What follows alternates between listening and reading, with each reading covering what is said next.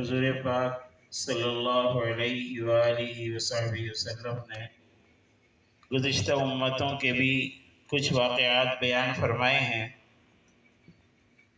جن میں بعض لوگوں کی کرامتوں کا ذکر ہے۔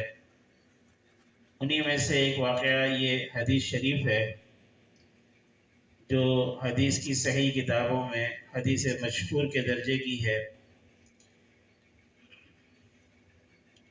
رسول اللہ صلی اللہ علیہ وسلم نے ارشاد فرمایا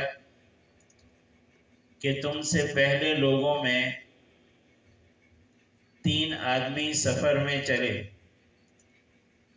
جب رات ہو گئی تو رات گزارنے کے لیے کسی ٹھکانے کی ضرورت ہوئی۔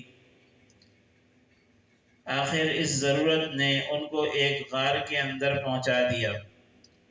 سفر میں رات گزارنے کے لیے کسی ٹھکانے کی تلاش میں تھے تو ایک غار ان کو نظر آیا۔ وہ تینوں آدمی اس غار میں چلے گئے۔ یہ لوگ غار میں داخل ہو گئے تو اتفاق سے پہاڑ پر سے ایک بڑا پتھر لڑک آیا، بہت بڑی چٹان پہاڑ پر سے لڑک کر آئی اور اس نے غار کے دروازے کو ڈھک دیا۔ یہ لوگ اندر بند ہو گئے تو بہت پریشان ہوئے اور اس مصیبت سے نجات حاصل کرنے کے لیے مشورہ کیا، اور پھر سب کی پکی رائے یہ ہوئی، یعنی سب نے بالاتفاق یہ کہا کہ خدا کی قسم تمہیں اس پتھر سے صرف یہی بات نجات دلا سکتی ہے کہ اپنے اپنے نیک عملوں کا واسطہ دے کر اللہ تعالیٰ سے دعا کرو۔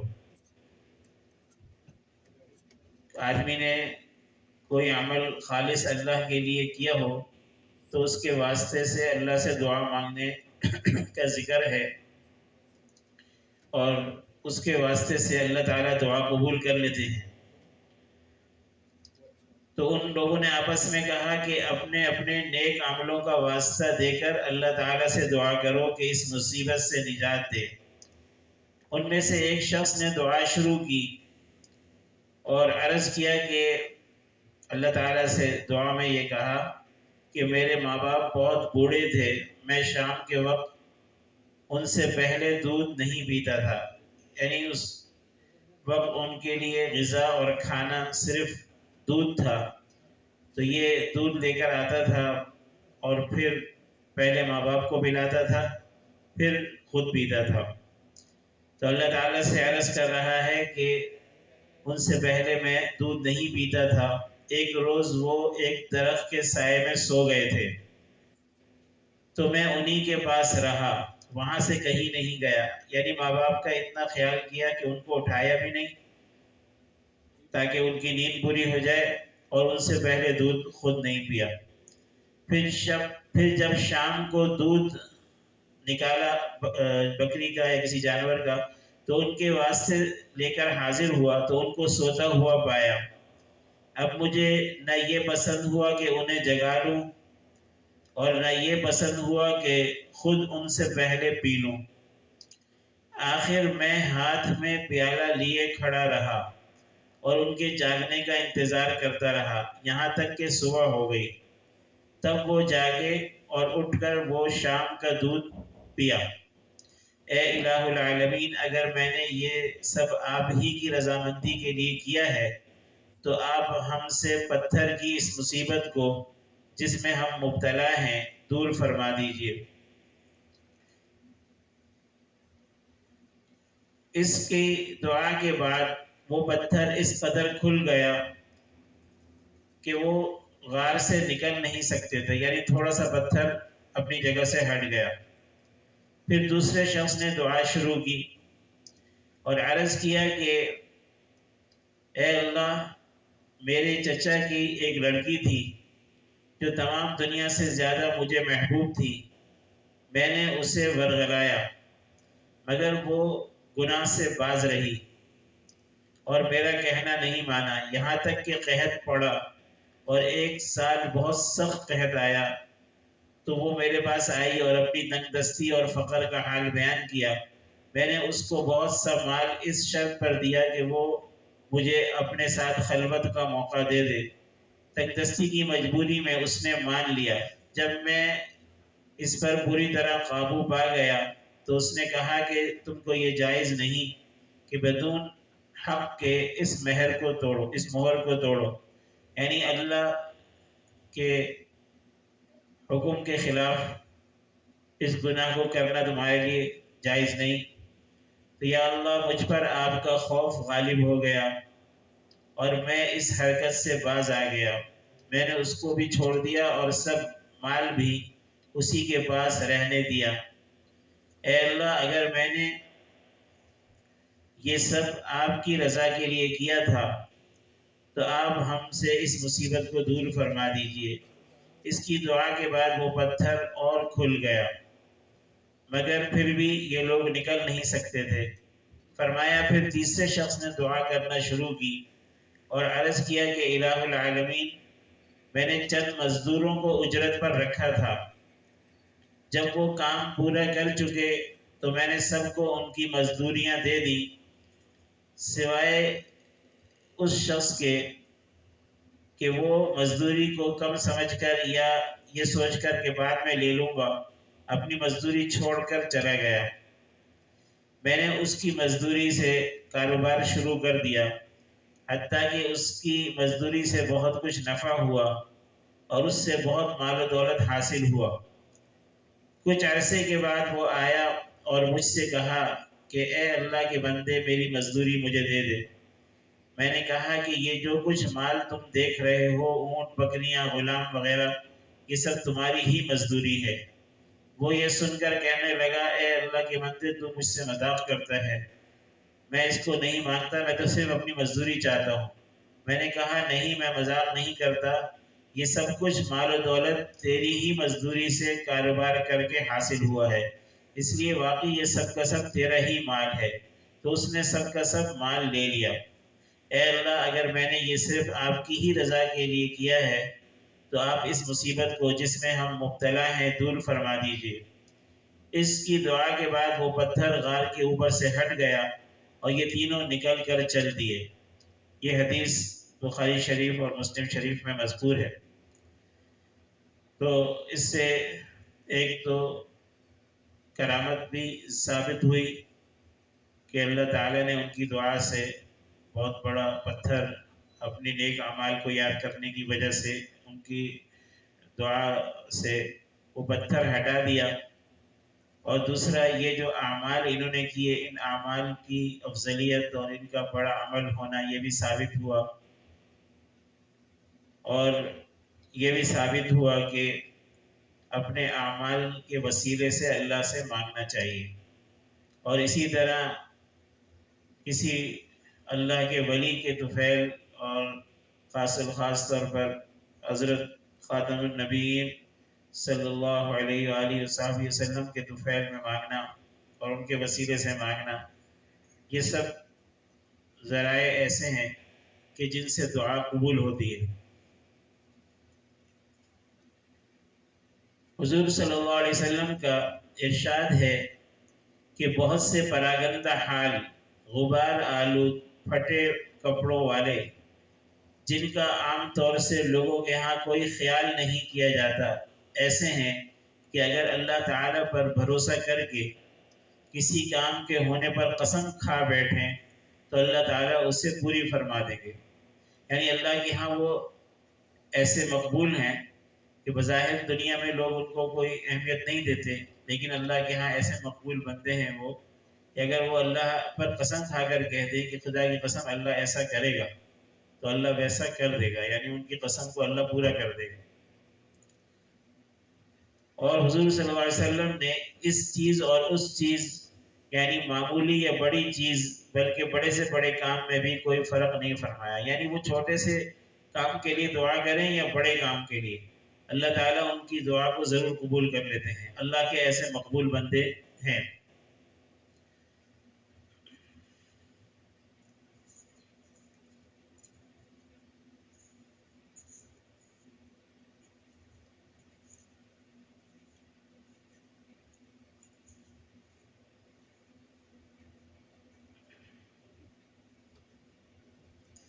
حضرات صحابہ کرام رضی اللہ تعالیٰ عنہم کی بہت سی کرامات کتابوں میں احادیث میں مذکور ہیں، جن میں سے یہاں پر اس کتاب میں 54 صحابہ کرام کی کرامات ذکر کی گئی ہیں۔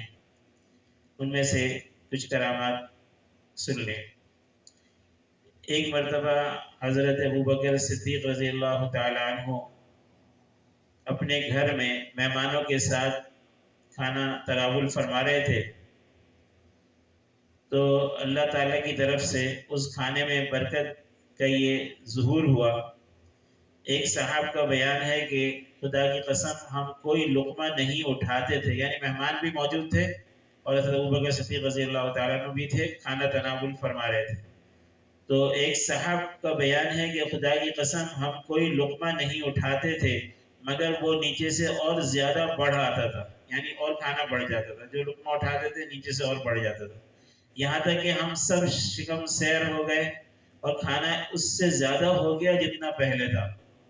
اللہ کی شان، جتنا پہلے کھانا تھا اس سے زیادہ ہو گیا۔ جب حضرت ابوبکر رضی اللہ تعالیٰ نے دیکھا کہ اتنے کا اتنا بلکہ اور زیادہ ہے، تو اہلیہ محترمہ سے فرمایا، اے بنی فراس کی بہن، یہ کیا بات ہے؟ یہ ان کی اہلیہ کی کنیت کو ذکر کیا، یا اخت بنی فراس، بنی فراس ان کا قبیلہ ہے، تو اس کا ذکر کر کے ان کی طرف نسبت کر کے کہا، اے بنو فراس کی بہن، یہ کیا بات ہے؟ یہ کھانا پہلے سے بھی زیادہ ہو گیا۔ عرض کیا، قسم میری آنکھ کی ٹھنڈک، یہ تو اس وقت اس سے بھی 3 گنا زیادہ ہے جتنا پہلے تھا، پہلے سے 3 گنا زیادہ ہو گیا۔ حضرت ابوبکر رضی اللہ تعالیٰ عنہ نے وہ کھانا تناول فرمایا اور حضور پاک صلی اللہ علیہ وسلم کی خدمت میں بھی لے گئے۔ یہ کھانا حضور صلی اللہ علیہ وسلم کے پاس صبح تک رہا، اور ادھر یہ ہوا کہ ہم مسلمانوں میں اور ایک قوم میں معاہدہ تھا، جب معاہدے کی مدت ختم ہو گئی تو ہم 12 شخص الگ الگ ہو گئے اور ہر شخص کے ساتھ بہت کچھ آدمی تھے، یعنی یہ لشکر بنا مسلمانوں کا، مجاہدین کا۔ یہ خدا کو معلوم ہے کہ کتنے کتنے آدمی تھے، غرض حضور صلی اللہ علیہ وسلم نے سب کو بھیجا اور سب نے ہی وہ کھانا کھایا۔ یہ اللہ کی طرف سے برکت اور یہ معجزہ ظاہر ہوا۔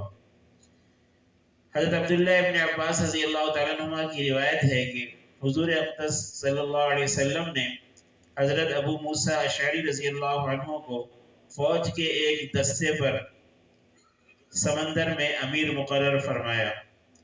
کشتی ان سب کو رات کے وقت لیے جا رہی تھی کہ سب نے اوپر کی جانب سے ایک اعلان کرنے والے کی آواز سنی، جو یہ اعلان کر رہا تھا کہ کیا میں تم لوگوں کو وہ فیصلہ بتا دوں جو اللہ تعالیٰ نے اپنے لیے فرمایا ہے؟ یعنی اوپر سے کشتی میں انہوں نے آواز سنی، ایک آدمی اعلان کر رہا ہے، کیا میں تم کو وہ فیصلہ بتا دوں جو اللہ تعالیٰ نے اپنے لیے فرما لیا ہے؟ یعنی اللہ نے یہ فرما لیا ہے، فیصلہ کر لیا ہے۔ کیا فیصلہ؟ کہ جو گرمی کے دن میں اللہ تعالیٰ کے لیے پیاسا رہے گا، اللہ تعالیٰ پر حق ہوگا کہ اس کو پیاس کے دن یعنی روز حشر میں سیراب فرمائیں۔ یہ آواز صحابہ کرام رضی اللہ عنہ نے اوپر سے سنی۔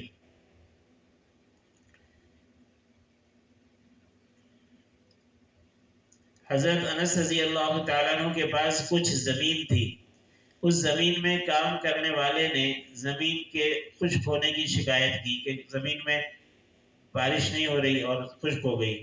تو حضرت انس رضی اللہ تعالیٰ نے نماز پڑھی اور پھر لوگوں سے پوچھا، کیا تمہیں کوئی کچھ نظر آ رہا ہے، یعنی کوئی ابر وغیرہ نظر آیا؟ اس نے عرض کیا نہیں۔ آپ نے پھر نماز پڑھی اور پوچھا، کچھ دیکھتے ہو، کچھ نظر آیا؟ عرض کیا کہ پرندے کے پر کے برابر بادل نظر آ رہا ہے، دیکھتا ہوں۔ آپ نماز پڑھتے اور دعا کرتے رہے یہاں تک کہ بارش ہو گئی اور زمین سیراب ہو گئی۔ پھر فرمایا، دیکھو بارش کہاں تک پہنچتی ہے، کہاں تک پہنچی ہے؟ اس نے عرض کیا کہ آپ کی زمین سے آگے نہیں گئی۔ اللہ تعالیٰ نے ان کی زمین کو بارش سے سیراب کر دیا ان کی دعا سے۔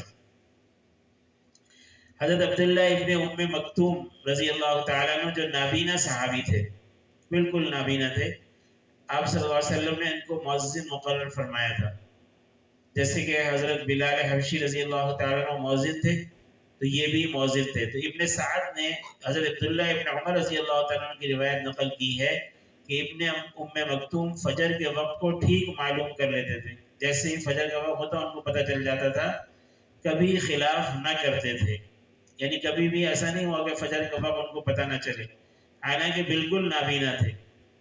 اور یہ ابن مکتوم حضرت حضور انور صلی اللہ علیہ وسلم کے مؤذنوں میں سے تھے۔ اسی طرح صحابہ کرام رضی اللہ تعالیٰ عنہ کی اور بہت ساری کرامات اور ان کے واقعات اس کتاب میں مذکور ہیں۔ اسی طرح اولیاء اللہ کی، اللہ تعالیٰ ہمیں اپنے نیک بندوں کی قدر کرنے کی توفیق عطا فرمائے۔